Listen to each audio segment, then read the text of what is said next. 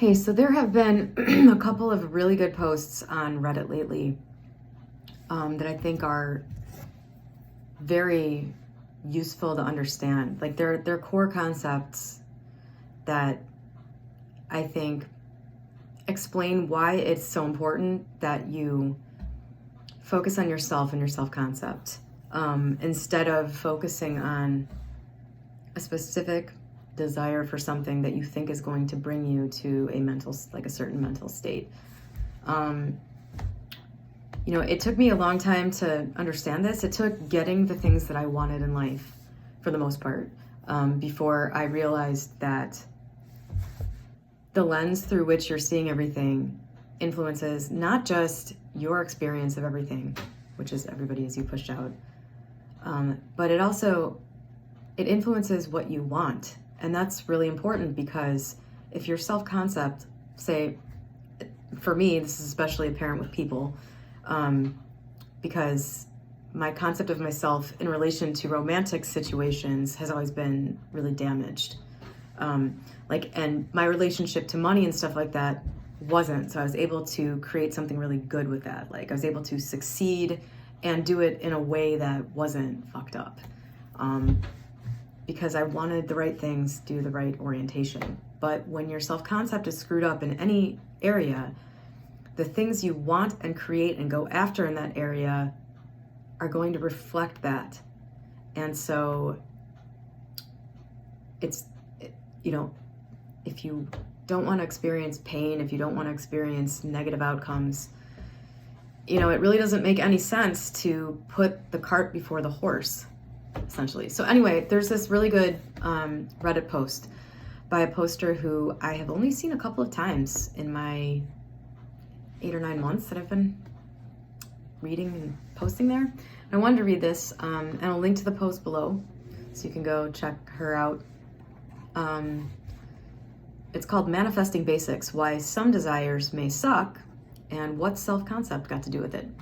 Hi guys, I'll get straight to the point. I've noticed a lot of people getting defensive about their desires, especially the SP crowd. So I figured I should share some insights on this topic since I've been there and done that myself many, many years ago. Here's what I learned that might be useful for you. Number 1, your desires will only be as magnificent as your concept of self allows it. In other words, a glorious self-concept will breed equally glorious desires. A poor self-concept will breed hell. Why? Because this concept of self is actually the lens through which you see and experience the world with everything in it. People, material things, and everything above and beyond. And if this lens is crooked, it will twist even the most wonderful desires one may have. Let's take, for example, being loved. We all want to be loved. It's a wonderful experience, but someone with a low self-image will often crave to be loved by someone who mistreats them. And not because they are actually a match made in heaven, so to say, but because they are a perfect match in the worst possible way. One is a victim and the other an aggressor.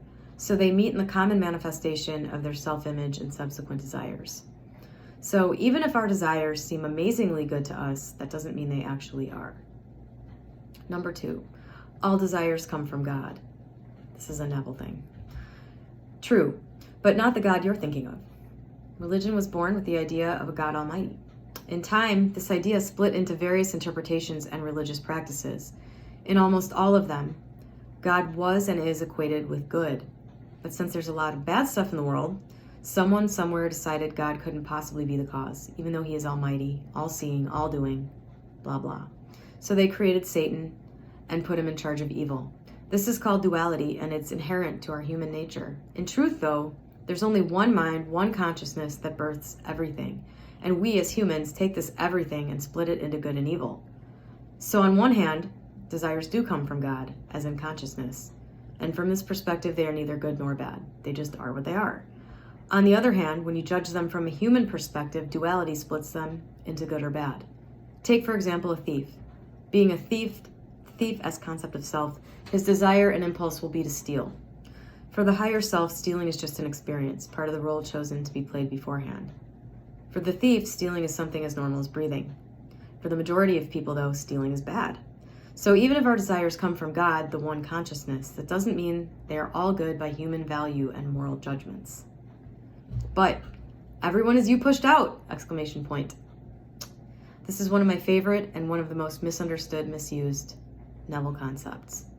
Everyone is you pushed out simply means that your life, with everything in it, events, people, and material things, will always reflect you in your entirety, your concept of self, your beliefs, your thoughts and emotions. Therefore, you cannot feel as a king and live as a beggar, and vice versa.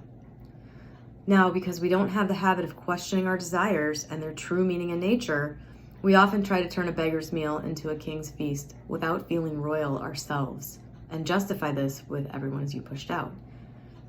And yes, it's possible to achieve it for a while. Even beggars have a good meal from time to time.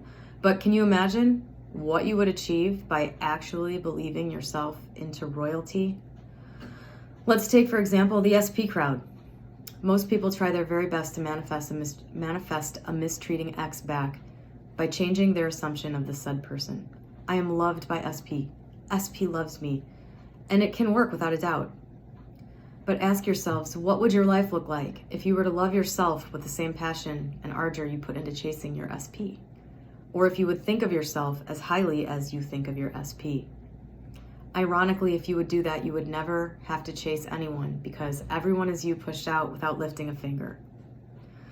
This is why Neville advised some people against SPs. You don't want that man as a husband, you want a husband. While he himself manifested a specific woman as a wife. His self-esteem was rock solid and he knew he couldn't go wrong. This cannot be said by everyone, sadly. In my experience, it can't be said by almost anyone I've run into, including myself until very recently. If you understand this, you understand that truly there's nothing and no one to change but self. And if your self is glorious, so is your life, your lover, your bank account, everything around you. It's the law. I'm going to link to that post so you can read it.